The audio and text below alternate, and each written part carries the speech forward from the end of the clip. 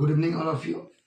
इससे पहले वाला क्लास में हम जाने थे कि ए और डी क्या होता है समांतर श्रेणी में, और उससे रिलेटेड एग्जाम्पल जानेंगे कि कैसे हम लोग ए और डी ज्ञात करते हो, ए एन का पद कैसे निकालते हैं।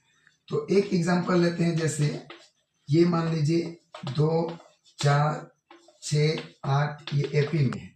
सबसे पहले हमको चेक करना होगा कि कोई भी अगर गिवन सीरीज दिया रहेगा, कोई भी श्रेणी दिया रहेगा, वो एपी में है या नहीं। एपी में अगर है तभी उसका अगला टर्म निकलेगा, अगर नहीं है तो फिर उसका एन टर्म नहीं निकलेगा। जैसे इसको चेक करने के लिए क्या उपाय है कि दोनों का डिफरेंस सेम आना चाहिए। समांतर श्रेणी, सीक्वेंस सीरीज का मतलब होता है कि समांतर श्रेणी मतलब समान अंतर, इन दोनों का अंतर समान रहना चाहिए। जैसे 4 में 2 घटाएंगे कितना होगा 2, 8 में 6 घटाएंगे कितना होगा 2। तो हम देख रहे हैं कि दोनों का अंतर कितना है 2 है, यानी ये क्या है समांतर श्रेणी में। अगर डिफरेंस में आता तो ये कभी समांतर श्रेणी में नहीं होता। अब मान लीजिए आपको बोला जाए कि दिया हुआ सीरीज में पहला पद और सर्वांतर बताइए, यानी डी बताइए। तो प्रथम पद फर्स्ट टर्म क्या है, ये इसी को हम लोग फर्स्ट टर्म बोलते हैं, यानी पहला पद। पहला पद क्या है